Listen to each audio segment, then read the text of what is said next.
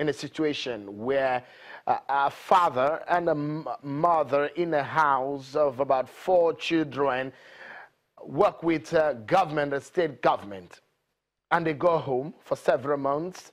They cannot go back home with salaries in their pockets after they worked for 30 days of the month. For several months, a lot of these people across some states of Nigeria face this condition.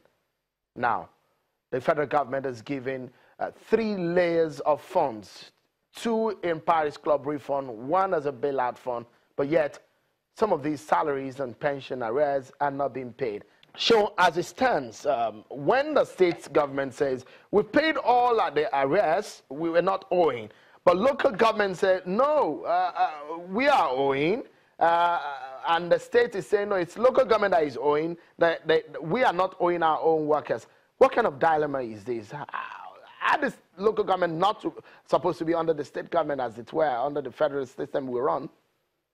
Yeah, we know that that has been severely abused. Most of these local government don't have elected administrative units. So what you possibly have is just appendages of the state governors just lording over the local government. And that's where you have even most local government officials doing nothing, very, very bloated.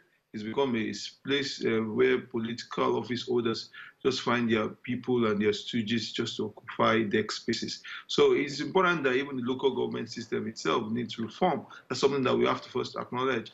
The states run a very opaque account called Jack account. How many percentage is taken for the state? How many percentage is given back? Nobody is aware of that level of information. So first thing we need is local government reform. And because the way the state governor works is in charge of the local government. The state associative assembly don't have autonomy, so larger percentage of them are in the pocket of the state governor. Then you have, if you're a senator or in a House of Rep member, if you want a peace of mind, you possibly don't want to have problems with your state governor. So in some sort of way, this is why we need to strengthen citizens and civil society groups, especially in the state level, so they can be much more stronger to challenge these issues. Local government owing is a case of aberration of how the structure has been run, where the state governor or the state government just manages these funds directly without any level of accountability. Local government are supposed to have budgets, like the same way council budgets or district budgets in the US and UK. They're supposed to have budgets. There's supposed to be a competition among state local government that you will come and invest in my local government. But what we have had is that the same way we moved the feeding bottle from the federal level, the same way we moved the feeding bottle from the state level to the local government level, where we've practically put people who can't think, who don't have enough political or fiscal power to do almost anything. And I think that's what even needs much more reform. But it's very unfortunate that a lot of those, and it's lopsided. You find some states where 14 local governments are hold, some states where you have, in the same state, 3 local governments are hold. So there are even no clear or defined definitive metrics to how you can even go to analyze this.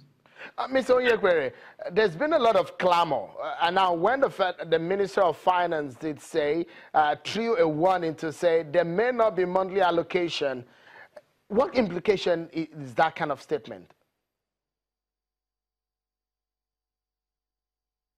Well, I don't see the possibility of not having the statutory monetary allocation, but what I see is that it will be much more lean going forward, considering that the Minister of the Economy is no longer as buoyant as he used to be. So what we need to do is a situation where the states have to rely more on themselves, raise more revenue internally, tax people but not excessively, but at the same time be as transparent as possible, because the challenge is that people want to see what their money is being used for as a conviction, as a reason for them to pay more of the taxation. And in terms of the local government that we've been discussing, you find a situation that what we need at the local government level and even at the state level is some fundamental reform. And that's why I want to link it to 2019. We may have lost it in 2015 because we elected all manner of charlatans as governors. We need to shine our eyes, as he said in the popular parlance, to look at the people who are coming up. Because if you get a governor who is not performing, he sets a chain of non-performance across the local governments, across the state houses of assembly, and so the whole system is virtually grounded. So we want a situation where we will have a decent governor in every state. And then that governor can actually allow elections to run at the local government level. And once you have election running at the local government level, you produce local government chairmen from different parties. So it will not even be easy for the money to come from Abuja, if it ever comes, for the governor to put it in his pocket as they do now once, because most of the times you find in every state, the ruling party picks up all the local government chairmanship.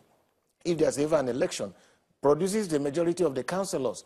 And if there is no election, you find the governor staying in his office and scripting the names of people who should be caretaker chairman. So nobody actually can challenge him. He becomes more or less the movable mover. So in essence, we need to tie it up to the consolidation of the democratic process in such a way that actual decent men and women will begin to emerge in such elective offices as the governorship. Mr. Onyekpere, if you can just quickly answer this question. Does it mean that the states of the federation, the federating units, are insolvent as we speak? Well, if we must tell ourselves the truth, many of them will not be able to pick their bills.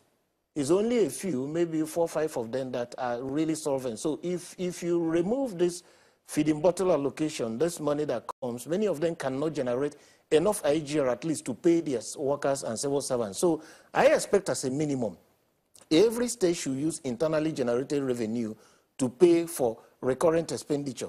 And then whatever comes in from outside, you can now begin to use it for capital or developmental expenditure. Maybe we should close on this note with Seun Onigbinde. Some of the reactions that we're getting when we were talking about this program to our viewers, and some of the reactions we were getting from across the state, some people say they are being owed 17 months' salary. Some states, they said they are on strike, right? In fact, in some states in the north, they say the strike started today. Some say they said grade level 12 staff have been paid half salary from July 2015. What is the situation going forward, and where can these people find themselves in the next 1 year or so? I think President Buhari has started a crusade. I think he has to complete his crusade, which is that he has brought back the Paris Club refund issue, and he has done the first tranche and the second tranche, and I know they have not even exhausted 40% of the requests by the state governors.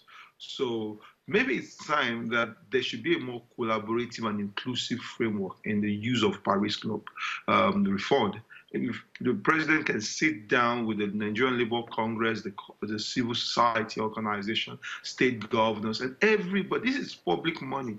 You know, you're not using this money to procure nuclear atoms, or you are not using this money to define military strategy. So there's nothing confidential or secretive about how you use public money. So everybody should sit down and let's have an inclusive conversation. And where from every kobo, every naira is properly monitored to the last person who was supposed. I'm afraid that's where we'll leave it on the program today. But many thanks, Seun Onigbinde, co-founder Budget Nigeria. Thank you so much for your time. And Mr. Eze Onyekpere, rights activist and ED, the Center for Social Justice from Abuja studio. Many thanks, gentlemen, for coming on the program. And that's our show for tonight. Many thanks for being part of it. I'm Seun Wakimbaloye. Bye for now.